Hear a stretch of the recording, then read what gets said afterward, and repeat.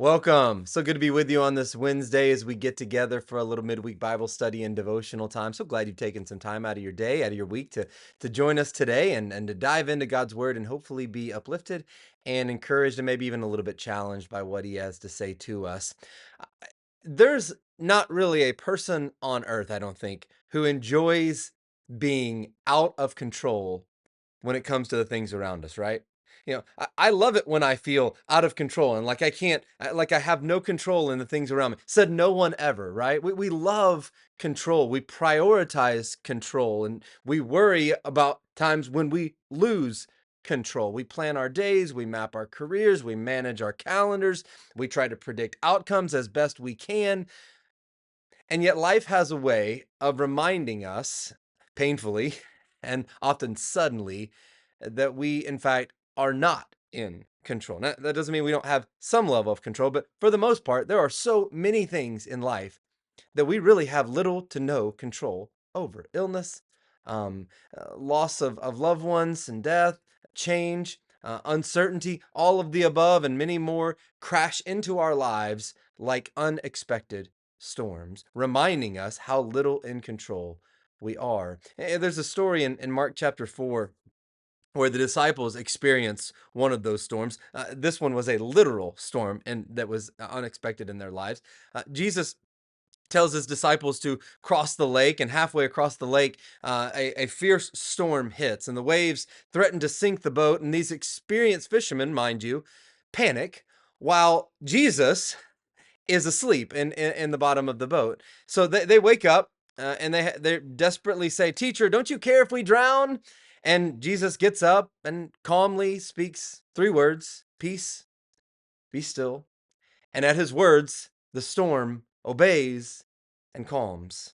And then he asks his disciples to close out the story, "Why are you so afraid? Do you still have no faith?" Now, there's a lot of lessons, and I'd encourage you to go read the full story there in Mark chapter 4 for yourself. But I think one of the things that this story highlights is what I just alluded to: control.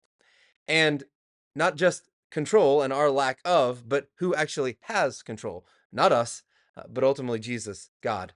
The storm reveals the illusion of control that we think we have. And so do storms in our own lives as well. The disciples were literally powerless. Despite their skill as experienced fishermen, the storms overwhelmed them. And they overwhelm us too, right?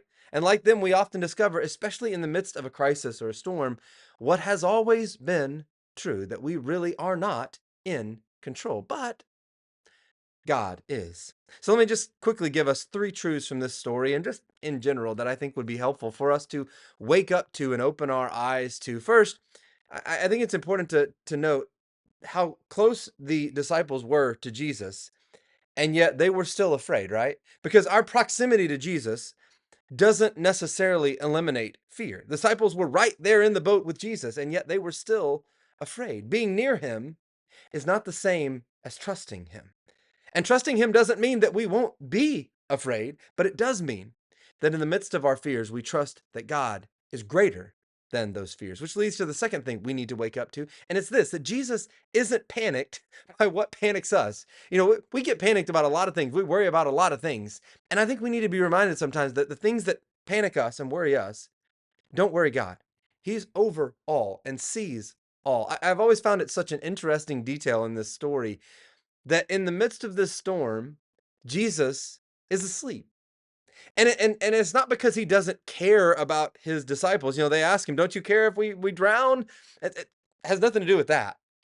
But it's because he's at peace, because he knows who's control. His calm reveals his power and his perspective over everything. And we can trust that even when we lose control, God hasn't lost his.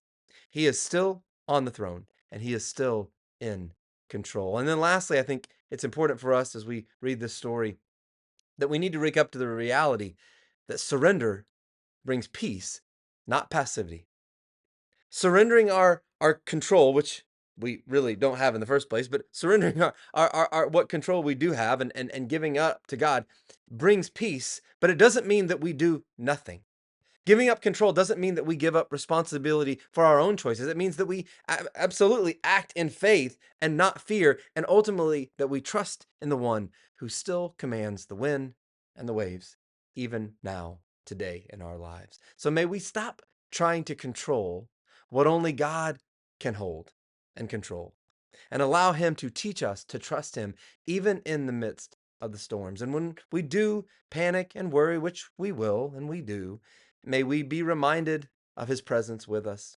And when we try to take over, may we be reminded that He never lets go. Even when we try to hold on to other things, He never lets go of us.